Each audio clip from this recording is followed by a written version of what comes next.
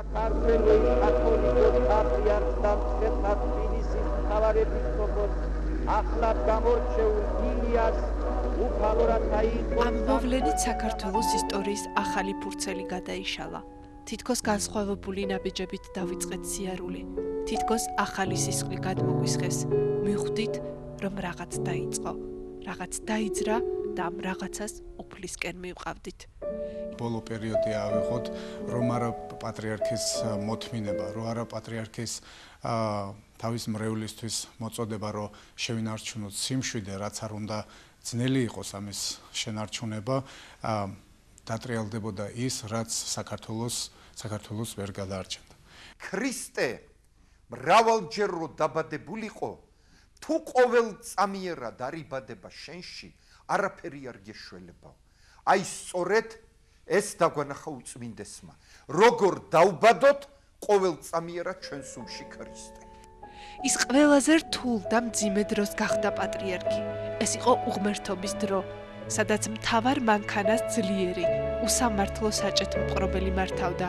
სასტიკი ცენზურის მიუხედავად, ილია მეორეს ზეობის პერიოდში გაიხსნა თბილისისა და გელათის სასულიერო აკადემიები.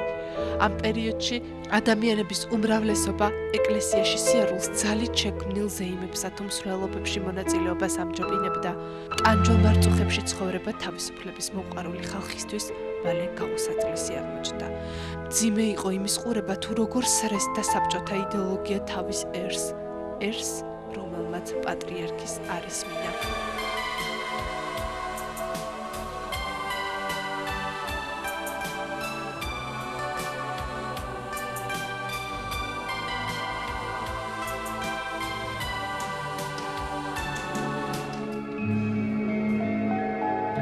უფრო რთული იყო ძმათა მკვლელი ომის ყურება და კიდევ უფრო მძიმე თუ როგორ იკარგებოდა საქართველოს ის მშვენიერი კუთხე, რომელსაც წლების განმავლობაში მწყემსავდა. და ღვთის მადლი და ღვთის სიყვარული რომ არ იყოს და თქვენი სიყვარული და თქვენი თანადგომა ადამიანი ვერ დაუძლებდა დამჭვარს. მე ვარ პირველი სოფელთა შორის. აი ამ წმინდა დღეს მე მუხმოვებით ვქონთ შემიძლია და მაპატიეთ შემიძლია. მე მჯერა რომ სრულიად საქართველოს როდესაც გაძლიერდება, პატრიარქის სრულიად საქართველოს გამთლიანებულს დალოცავს. ბეწვის ხიდზე იარა ქართულმა ეკლესიამ და ქართულმა ეკლესიამ ამ დიდი ხელმძღვანელის წყალობით ეს ბეწვის ხიდი განვლო უშეცდომოდ. სირთულეების მიუხედავად ის ყოველთვის უფლის სიყვარულისა და ღვთის სასოებისკენ მოგვიწოდებს. პატრიარქი, რომელიც მუდამ სიმშვიდეს ინარჩუნებს, რომელიც მუდამ ბრძნულ გადაწყვეტილებებს იღებს, რომელიც მუდამ გვანუგეშებს. რა არის ჯვარი ჩვენს ცხოვრებაში? ბედნიერია ის ადამიანი, რომელიც თავის ჯვართან ერთად გავა ბოლოში. ბოლომდე მიიტანს, არ დატოვებს.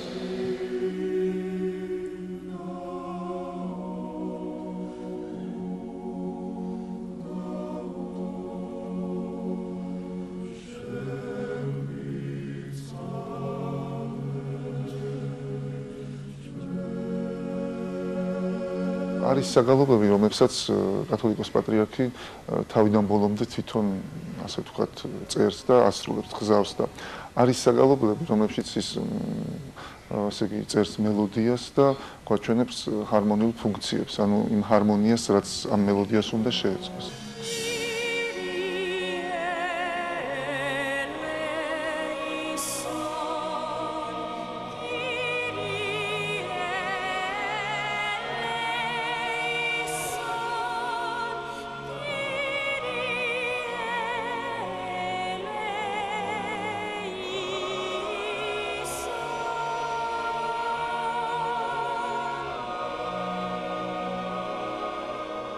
ძალიან დიდი ბედნიერება და მე მგონი ძალიან დიდი პატივია, როდესაც პატრიარქი საგალობელს ასრულებ. თან კირიე ელეისონს. უცებ ხვდები რომ ეს იმდენად სუფთა, იმდენად შინაგანად მართალი არის ყველაფერი, რომ ამას სირთული არ სჭირდება. ის ხომ არ არის კომპოზიტორი. ის აი თავის შინაგან განცდას სრულიად სადად მარტივად რაღაც სრულიად სადა მელოდიაში, მაგრამ რომელიც გულში ჩაგწდება. აი ესეთ იმაში გამოხადავს ხოლმე. ის ყოველთვის ამბობს, რომ საქართველო გამოვა მძიმე სიტუაციიდან, რომ ყველაფერი კარგად იქნება, რომ გამოუვალი სიტუაცია არ არსებობს.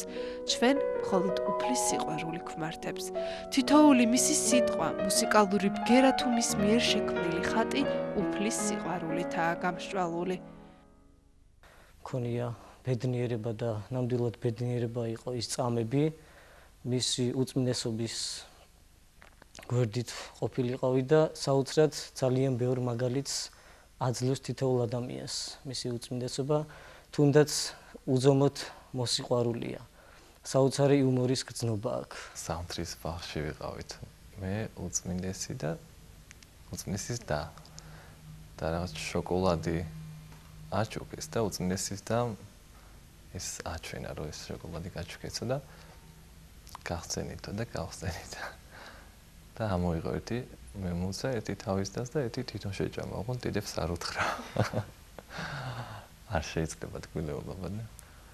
ნაბიჯ, ღვთის სასწოებით, ლოცვითა და უდიდესი ღვაწლის შედეგად დღეს ყველა ერთხმად აღიარებს პატრიარქის სულიერ სიძლიერეს, რამაც ათასობით ადამიანი ტაძარში მიიყვანა, რამაც უპრეცედენტოდ ბევრი ტაძარი ააგო. მე მადლობა ღმერთს ვწირავ, რომ საქართველოს ყავს ის ადამიანი, სულიერი мама, რომელიც ნამდვილად მზრუნველია არა მარტო იმ ადამიანებისთვის, ვინც სარწმუნოებაშია და იცის რა არის პატრიარქი და მისი ძალა, არამედ იმ ადამიანებისთვისაც, ვისაც ვერ შეუგნია ვინ არის პატრიარქი სულიად საქართველოსთვის. დღეს თუ ამ ურწმუნოებიდან ასე ვიტყოდი მე ქართველი ხალხი სისკენ მობრუნდა, ამაში პატრიარქის უდიდესი მადლია. ჩვენი პატრიარქი საქართველოს სახეა. მას უდიდეს პატივს ვცემენ მთელ მსოფლიოში.